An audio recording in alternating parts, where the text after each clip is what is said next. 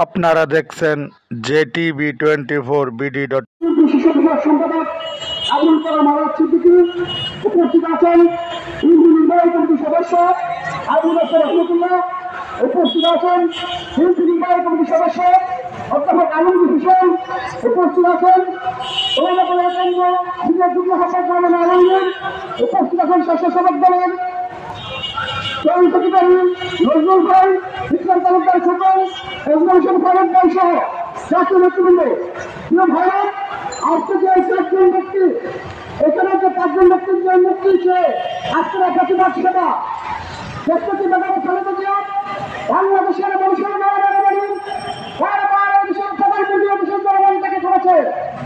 এখানে খারুল কবির খোকন, হাবিবুল্লাহ বিধান সিং, হাবিবুর রশিদ হাবিব, সুলতান সালাউদ্দিন টুকুমাই, বাংলাদেশের তরুণ সমাজের ছাত্র সমাজের আয়োজন আজকে তাদের মতো জনপ্রিয় ছাত্র নেতাদেরকে বিনা কারণে বিনা বিচারে তাদেরকে জেলে রেখেছে।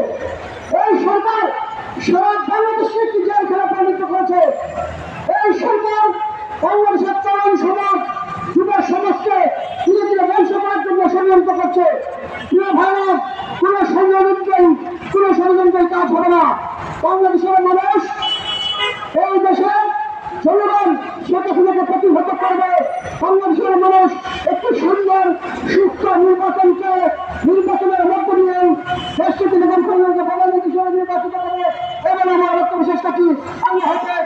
বাংলাদেশ জিন্দাবাদ। সবাইকে ধন্যবাদ। ধন্যবাদ জনাব ইসমাইল হোসেন সিরাজি। উদয়ের পথে শনিবার বাণী, ভয় নাই ওরে ভয় নাই, নিঃশেষে প্রাণ যে করে দেবেন, ভয় নাই তার ভয় নাই। সংগ্রামী সমাবেশ এ পর্যায়ে আমাদের মাঝে বক্তব্য রাখেন তারা নির্যাতিত ছাত্র নেতা বাংলাদেশ জাতীয়তাবাদী ছাত্র দল কেন্দ্রীয় কার্যনির্বাহী কমিটির সাবেক সংগ্রামী সহ সভাপতি ছাত্র নেতা ইসমাইল হোসেন পাইলট। এ পর্যায়ে বক্তব্য রাখেন জনাব ইসমাইল হোসেন পাইলট।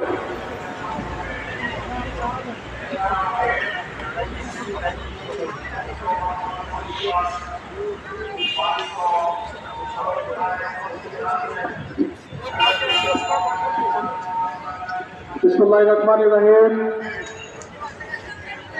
স্বাধীনতা অধিকার আন্দোলন কর্তৃক আয়োজিত আজকে মুক্তির সমাবেশ অনুষ্ঠানের সভাপতি তত্ত্বাবধায়ক নেতৃত্ব ডক্টর কাজী মনিরুজ্জামান প্রধান অতিথি হিসাবে আসন অলঙ্কৃত করেছেন সাবেক চিফ হুইপ, সাবেক সংসদ সদস্য, চলমান আন্দোলনের প্রধান ব্যক্তিত্ব অ্যাডভোকেট জয়নাল আবেদিন ফারুক। আমাদের মাঝে উপস্থিত আছেন সত্য কারান্ত নেতা